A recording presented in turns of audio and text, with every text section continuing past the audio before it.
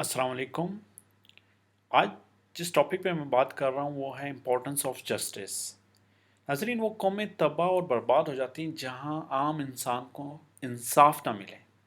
इसी वजह से मैं उन्हीं टॉपिक्स को हाईलाइट कर रहा हूँ जिन पे मैंने देखा कि पाकिस्तान आने के बाद मैंने देखा पाकिस्तान में इनकी बहुत शिद्दत से कमी है।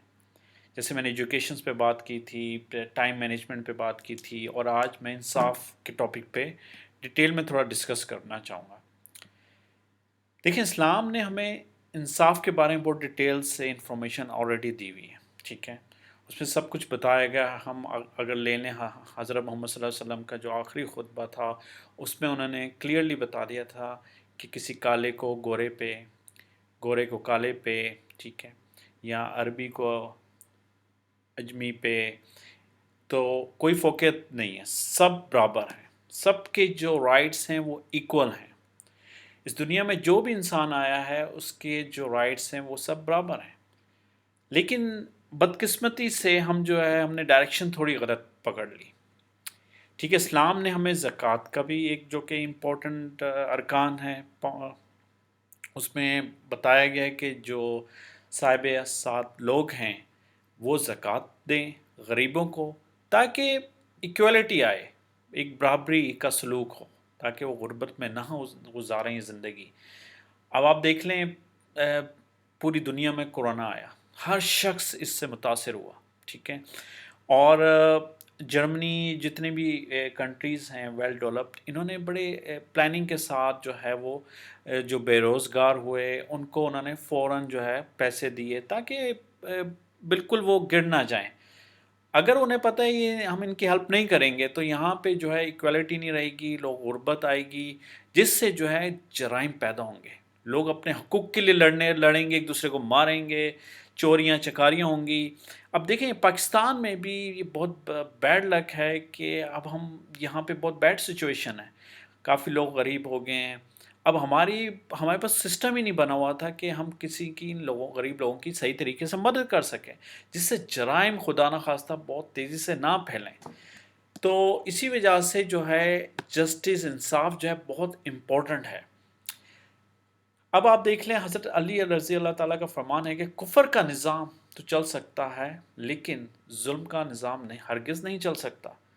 मैंने आपको मिसाल दे दी जर्मनी की भी, ठीक है, क्योंकि मैंने काफ़ी वक्त गुजारा, इसी वजह से मुझे उनका सिस्टम का मालूम है। उनका पूरा सिस्टम मैं आपको बता रहा हूँ, हज़रत उमर रज़ी अल्लाह ताला अन्हा का जो दौर खिलाफत रहा है उन्होंने वहीं से लिया, और वो एक्सेप्ट भी करते हैं। वो हर एक को इक्वल राइट्स दे रहे हैं, ठीक है। तो इसी वजह से इसकी इतनी इम्पोर्टेंस है कि इसको हम बिल्कुल नेगलेक्ट नहीं कर सकते। और अगर हम इसको नेगलेक्ट करेंगे तो देखें उससे सोसाइटी में, माशरे में नफ़रत, एक डर, खौफ पैदा होगा, जिससे लोग जो हैं खुदा न खास्ता एक दूसरे को मारने न लग पड़ें, ठीक है। जराइम्स बहुत बढ़ेंगे, क्राइम्स में बहुत तक इजाफा हो सकता है। सो इसी वजह से जो है उसके कुछ रीज़न्स हैं, हमारे माशरे में क्यों ये क्राइम्स और ये बहुत ज़्यादा लोग जो हैं बिल्कुल डिसअपॉइंट हुए हैं, क्यों बढ़ रहा है। नंबर वन, एक तो इनकम्पिटेंट पीपल, ठीक है, उनके पास हाई पोस्ट हैं। आप देख लें, रिटायर्ड ऑफिसर्स होते हैं वो हाई पोस्ट पे चले जाते हैं। आप पीआईए देख लें, आप स्टील मिल देख लें, ठीक है, इन पे ऑलरेडी रिटायर्ड ऑफिसर जो है वो बड़ी बड़ी पोस्टों पे बैठे हुए हैं। एक तो वो फारिग हैं वो बिल्कुल, यानी कि अब तो ज़ाहिर है वो क्या प्रोडक्टिविटी दिखाएंगे, अब वो एक्सपायर हो चुके हैं। उन्होंने अपना टाइम पास करना है तो वो अपने टाइम पास के लिए जो है वो पोस्ट भी ले लेते हैं बड़े फ़ख्री अंदाज से, जो है वो क्या काम करेंगे। इसी वजह से हमारे इदारे पूरी दुनिया में देख लें, ट्रांसपोर्टेशन एक प्रॉफिटेबल इदारे होते हैं, ठीक है। उसमें एयरलाइंस हो गई, आपकी रेलवेज़ हो गई, उसमें बसेस हो गई, लेकिन बस बदकिस्मती ऐसी है कि पीआईए खसारे में जा रहा है। हालांकि मिलियंस ही हम प्रॉफिट ले सकते हैं, पूरी दुनिया में ही ऐसा ही है। स्टील मिल देख लें, एक प्रॉफिटेबल इदारा था, लेकिन अनकम्पिटेंट पीपल आए हाई पोस्ट पे, उन्होंने तबाह और बर्बाद कर दिया। बहरिया टाउन की देख लें एग्जांपल। बहरिया टाउन ने क्या किया, उसने जो है वो, आप देख लें न्यूज़पेपर्स में वो पोस्ट आई होती थी कि हमें रिटायर्ड ऑफिसर चाहिए। वो अच्छे पैसे देता था और उसे पता था अगर ये मैं रखूँगा ایسے لوگوں کو اس سے ظاہر ہے وہ کام اس کے آسانی سے ہو جائیں گے، اسی وجہ سے اس نے جو ہے ریٹائرڈ آفیسر ہائر کی ہے، اور ہر کام ایزلی ہو گیا. ہی از اے کلیور پرسن. ٹھیک ہے، اس کے بغیر وہ نہیں کر سکتا تھا، یہاں تک نہیں پہنچ سکتا تھا. اس نے وہ ایک ٹیکنیک یوز کی اور کامیاب ہوا.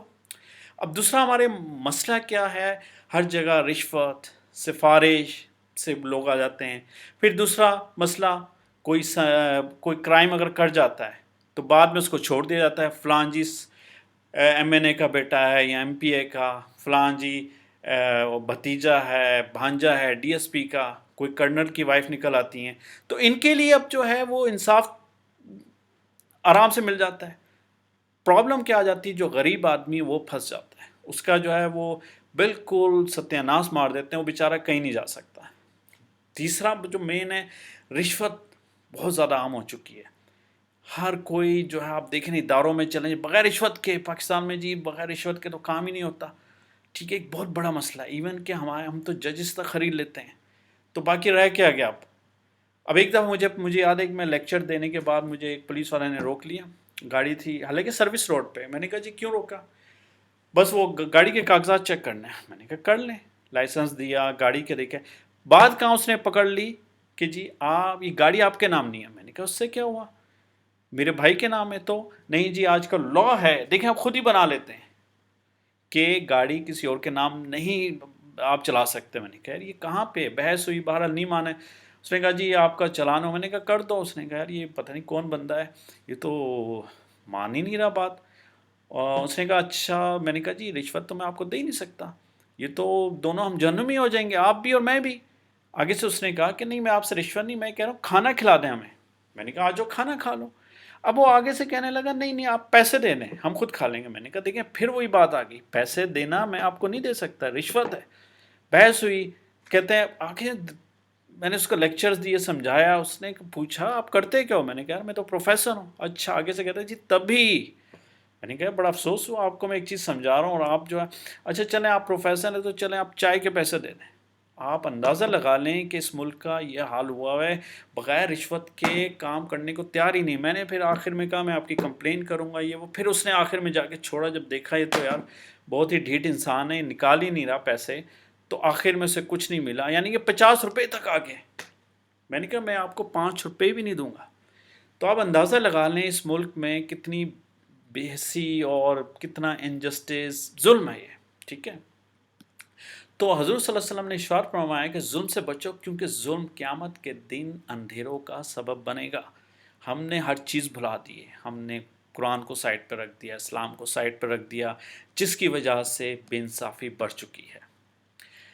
اب اس کا سلوشن کیا ہے؟ دیکھیں ہر پرابلم کا سلوشن ہوتا ہے، وہ ہمیں ڈھونڈنا پڑے گا. اور یہ اتنا امپورٹنٹ اہم مسئلہ ہے، اگر ہم نے اس پہ توجہ نہیں دی خدا نخواستہ ہم دنیا سے بہت پیچھے رہ جائیں گے.